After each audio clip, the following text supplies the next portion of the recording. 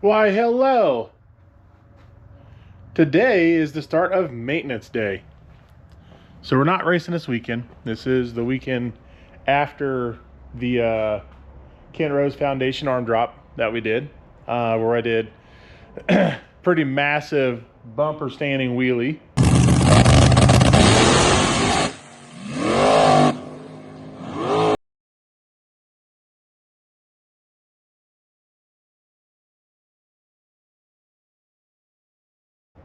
On my big tire pass, and small tire we had some pyro wheelies. Show you some of the damage back here. I don't really see that. I have to grab a light. But yeah, I definitely took some of the paint off the bumper. Other than that though, nothing else wrong. So not bad. Didn't get a win that round, but we we made some pictures, made some videos. So this is one side of the car. And then, I can't pick up the car right now. It's on the rack, but it's a little tail heavy. And the other side of the car.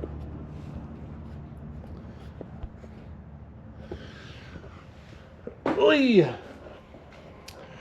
So currently, we're putting the car back into lightweight mode. So I did have a significant amount of weight in the back here, and there's like a little chip in there. Oh no! Maybe like a piece of welding slag or something. I did have a bunch of weight back here for that asphalt race, and makes me miss having an LS platform in the front for that kind of stuff, because it doesn't take nearly as much weight to make the car move as fast as it needs to.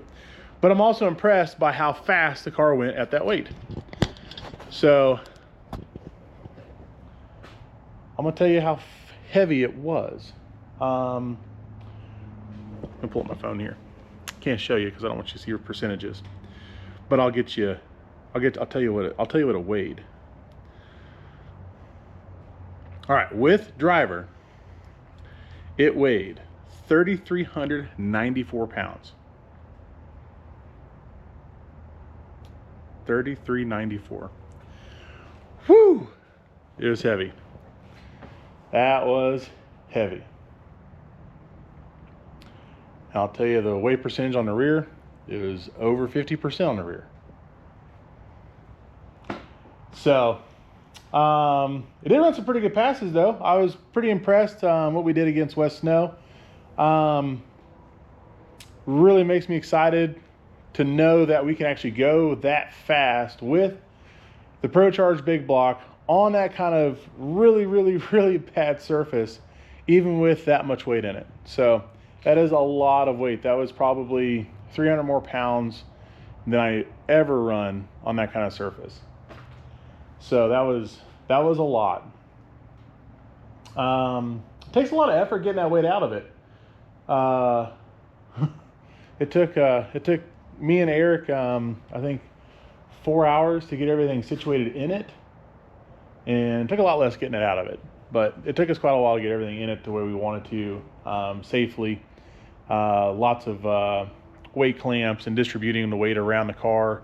That way, you know, something bad happened, I would be as protected as possible. So really a big firm believer in no loose weights, just because obviously I've experienced what can happen. I never got hit by a weight, but we've tossed the car around into a tussle before, and you know, a lot of stuff can move around, and fortunately I usually have everything bolted in really well, even if it's the dash held in with zip ties. I mean, it sounds silly, but it's easy and it makes it accessible for me to work on. But all of our weight, we really try to follow that 1/2 inch bolt per 50 pound rule, and you know, it's definitely kept me safer, and we have yet to have a weight come loose because of that on my car. So what else I want to talk about today? Oh, I guess if you haven't noticed, the motor's out of the car. I guess that's a pretty big topic. Okay, so we are running an aluminum rod. Aluminum rods do not last as long as steel rods, and I have seen lots of my peers lately, as we get to the end of the season, losing their, or breaking a rod, losing a rod, rods losing torque, or rod bolts losing torque, and that causing the rod to fail. So preventative maintenance, I am changing the rods out so we don't have an issue. We are at 68 runs, and that may seem little for some people. It may seem like a lot for others. I really don't have a good baseline to go off of with my motor, so I'd rather play it safer than sorry, and we're gonna put rods in it. So to do that, I am probably gonna put new bearings in it. Some people may think I'm crazy. I thought about reusing the bearings because really I have a feeling once I Scotch-Brite them and I measure them, they're probably gonna be pretty good in as far as like not distorted or anything like that. But something we do watch out for is on the top of the bearing. We look to make sure that the base of it hasn't started to widen up. These are gonna all have a chamfer cut into them that I cut by hand, so that we have clearance on the crank journal. Did a leak down test where we pulled the motor apart. Found that really it was pretty good. We had a little bit of blow by in the rings, but I mean it's a gapped ring, so it's not a gapless ring. And obviously they're opened up pretty good for, you know, the boost I run. So we run up to 55 pounds of boost is what we've seen out of our 136 when we spin it hard in decent weather. I'm sure we could probably get 58 to 60 pounds of boost out of the 136 if I spun it really hard in really good weather. But not planning on doing that unless we have to, unless we need it. And as you probably know, I will do it if I need it. What else we noticed when we tore the motor down? Lash has been doing fantastic. So we had the heads modified earlier this year to where some of our treble holes, we have large threaded inserts in them in order to hold everything in there. And this is your big insert that you normally see when you do a 7/16 up to, or to a key insert, and that's a 5/8 11 thread, and then this is a 3/4 thread. So ever since we've taken our treble holes and gone to the 3/4 thread, nothing's moved. It's been extremely steady, extremely happy. We do run a O-ring block, but I don't run an O-ring head. And when we're doing a leak down, we did a leak down on the run stand, or on, I'm sorry, on the engine stand here. That way we could see, we could be a little more control of everything. And a little easier to do when the motor's like right there at your level, not in the car, which you may notice this stand's modified, you know, because I'm 6.5 feet tall. So this way I don't have to bend over as much when I work on my own motor. So it makes it really nice. It puts it right at face level for my employees because they're significantly shorter than me. Good thing we're not using that head gasket. I just use it as a stand. So I wanted to show you one other thing. So when we pulled it apart, when we did leak down, we had some combustion we had compressed air leaking into the lifter valley area right through this channel. So that's where the head stud goes, and this is where the O-ring cuts in. And you may be able to notice this is a little more predominantly shown. You know, we have combustion process, seal, a little bit of heat, combustion process there. This one here is a lot darker, and it's also almost twice as wide. So that's number 8. That's my treble hole. So when we've kicked the rod out of twice, it's just the angry hole. That hole runs significantly more fuel when we're in boost. Has a lot less timing in it. It's just an angry hole, and I think a lot of it comes back to our intake design that we have on the car. One of these days I really need to get into either a billet intake, or I don't know if maybe like the Super Vic 2 with a Wilson elbow on it would be better. I need something with some R&D in it that really showcase or really evens out the airflow in this motor. That would really help out that cylinder. Like cylinder 2, we've got 18-20% of fuel out of it. So it's like, you know, we got holes with some pretty big swings in them. And we've changed ECUs, I've flowed injectors, I've moved injectors around.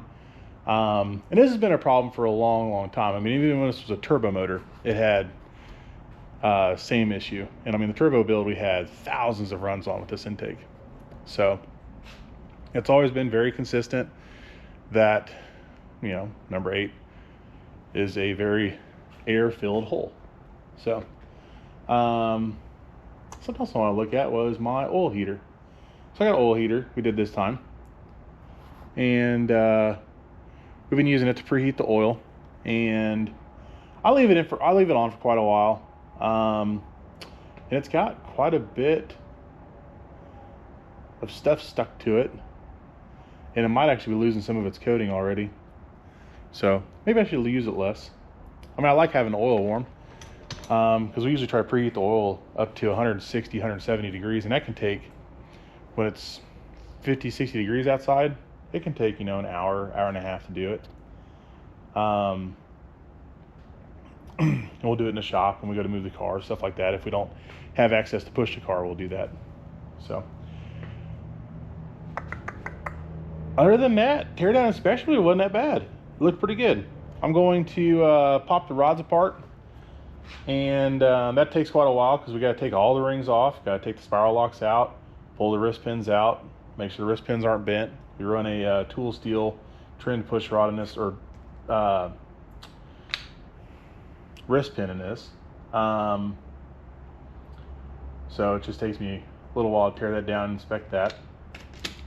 And then, since I got a new set of the same exact rod here, I'm gonna do some measurements on it and just see if I can tell if anything's moved, stretched, oblonged, whatever. I really don't have a good way to test if the rod's gonna be good or bad. We just know that, you know, if we neglect them, we're probably gonna break them, and then it's gonna be really bad. So I'm not down with breaking rods. I think I broke 2, 1 this year, 1 last year. I don't think I broke 2 this year. I think I broke 1 last year, 1 this year. And yeah, I don't want to do that again. It sucks. I mean, it tears up the camshaft usually. That block has survived 2 rod failures. Hasn't needed a sleeve. I bought a new block, and it had 1 rod failure at Shady Side, and it needs a sleeve. So, and then this block's about done anyways, because it's getting some cracks in it. I'll see if I can grab a light to show you those. It doesn't seem to hurt compression at all, but we've got cracks forming right here from this outer bolt hole. This is cylinder 8, you know, my wonderful cylinder 8. And you can see where that crack's going in there, about 1 inch.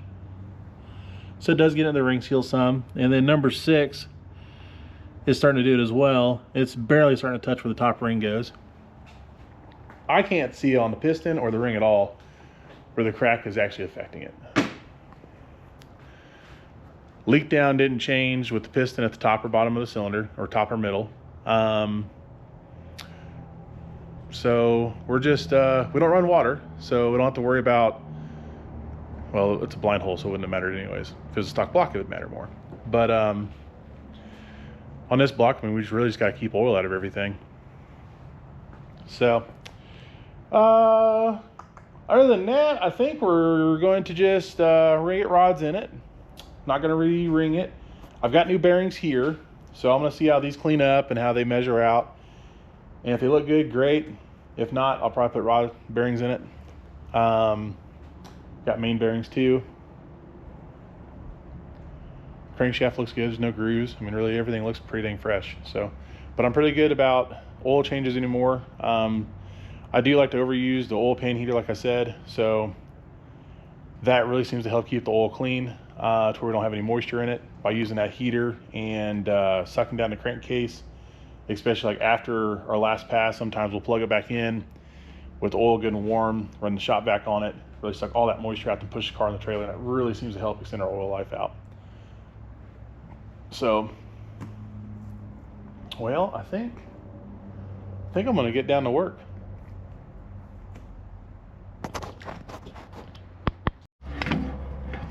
Alrighty, well, I got a little sidetracked and worked on some customer stuff, so I didn't get as much done today as I wanted to. But what I did get done is I broke down one rod and piston, wrist pins in good shape, double checked all of the pistons and there's no cracks in anything. Checked for pinched ring grooves. Everything's good there, everything's nice and free. I also got a little nervous because I ordered, rods, and I don't plan on taking them to the machine shop to get them balanced or anything. But I did manage to go through and check them all against the one control rod I took off the motor so far. And everything's within 1 gram or less on weights. We're going to weigh one whole rod versus a brand new rod. That one's 684. This one's 685, exactly what they came out to be earlier, which crazy because the 684 rod, it's been ran, it's got a little marring in here. I mean, it had oil on it, wiped all the oil off of it. My very crude big end, small end measuring. 194 on the new rod on the small end, 193 on the old rod, so probably where we lost a little bit of it, somewhere on the small end. 470 on the big end, 471 on the big end on the new one. So the this is the Amazon gram scale, so it's repeated every measurement. But I'd say we're probably pretty dang close to run. I also checked with my very crude calipers here. Checked squareness on, or bore roundness on both ends, and they were both extremely. I couldn't really perceive a difference with my tools that I had.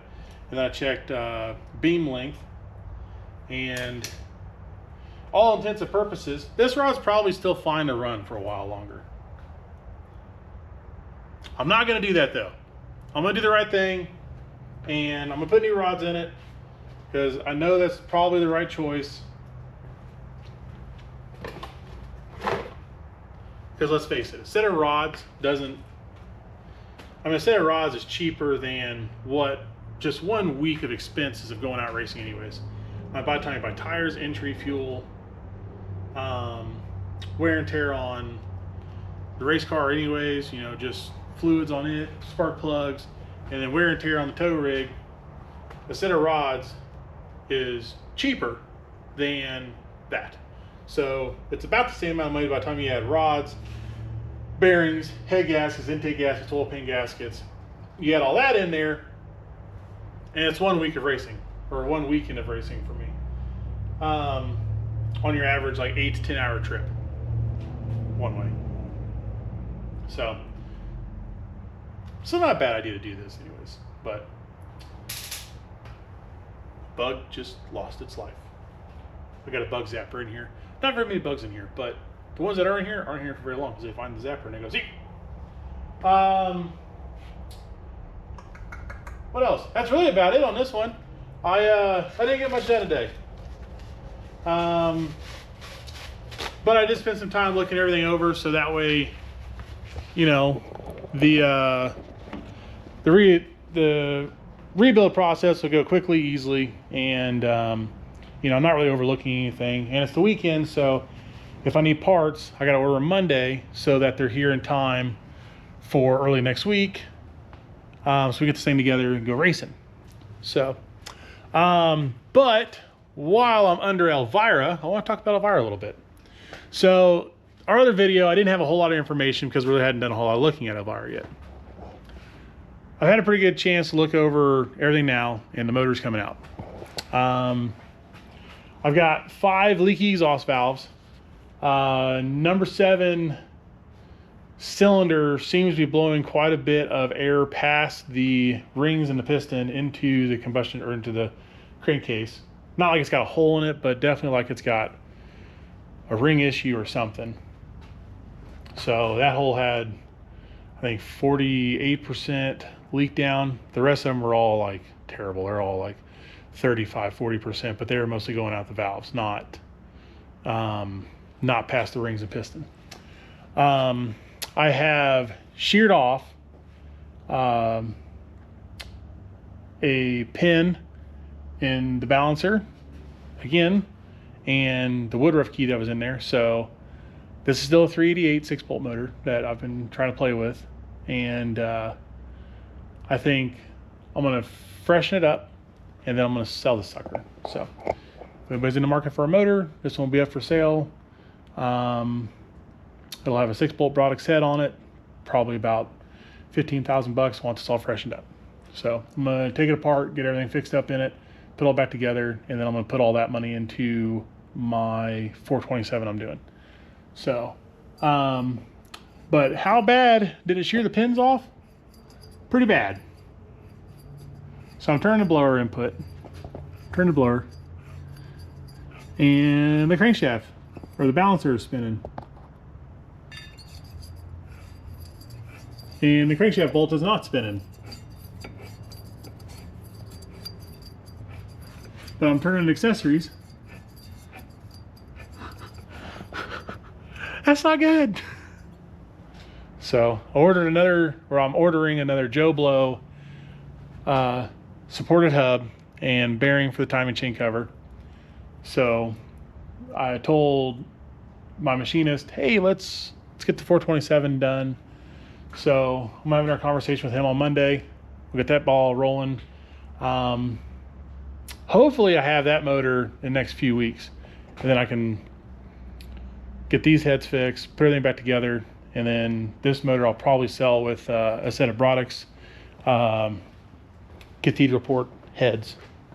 That'll be 6-bolt, which they are over here on the shelf. They're just kind of chilling out. So, because I just got these back.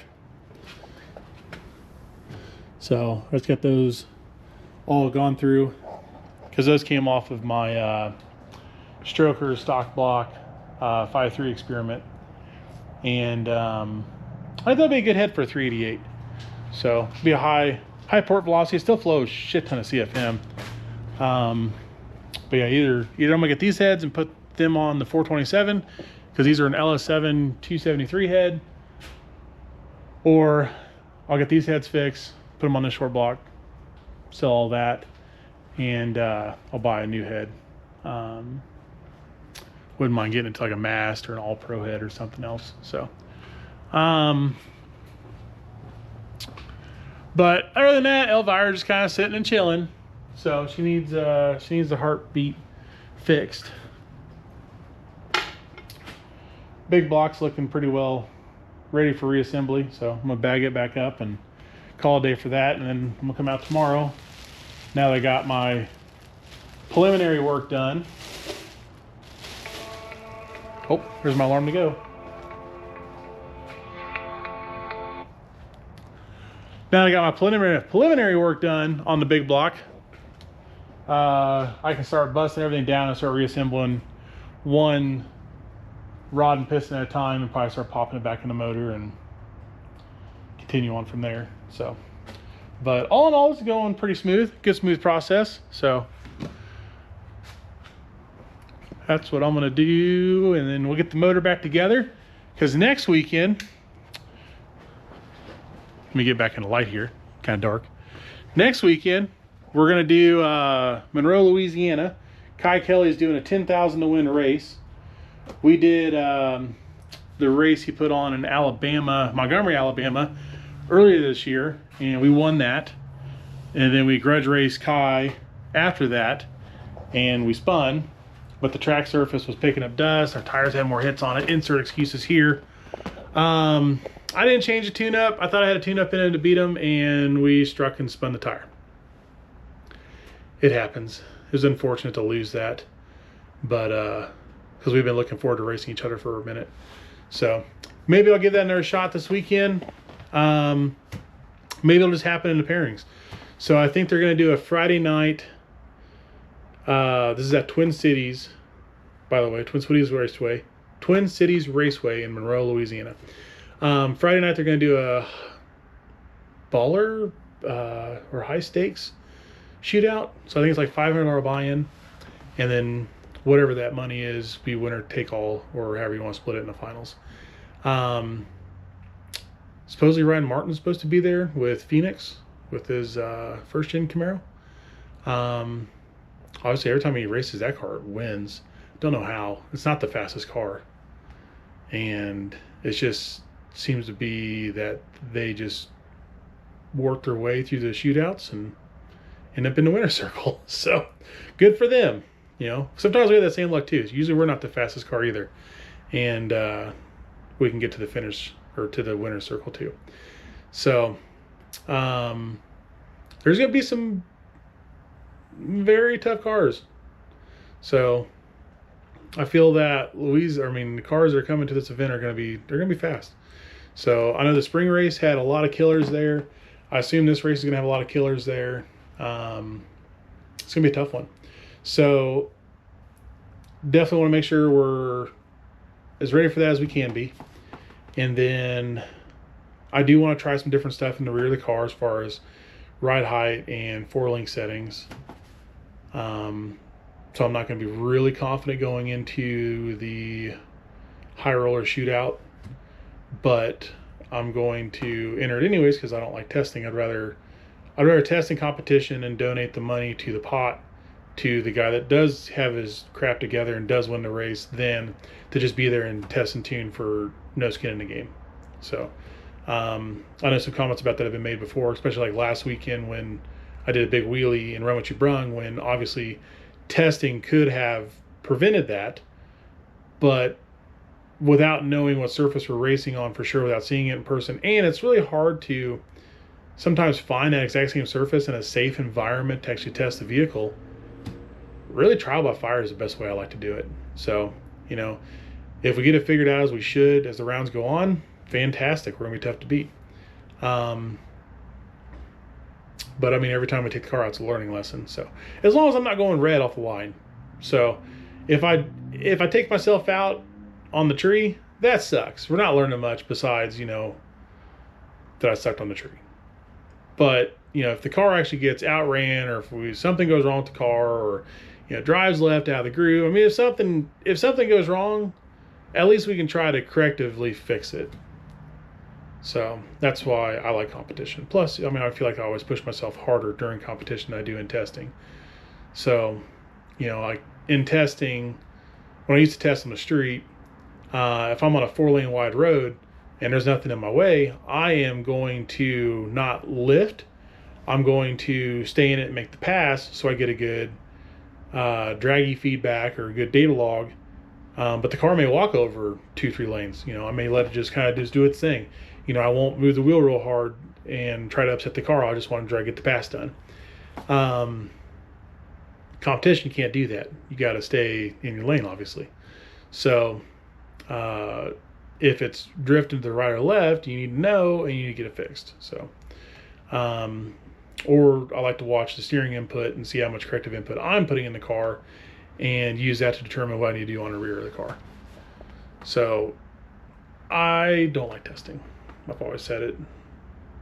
I'd rather go out there and lose, you know, $300-500 by entering a class than to test. So, because at least I have the opportunity to win thousands of dollars back, and I get to race somebody every time. And, you know, we typically get to race some really cool guys. So it's always nice to just not be racing against myself or just dead air over there. So, all right. Well, I think that's it. I think that is it. I think Megan wants to do a little filming later. I'll talk to her about when I get home. But if not, see you guys on the next video.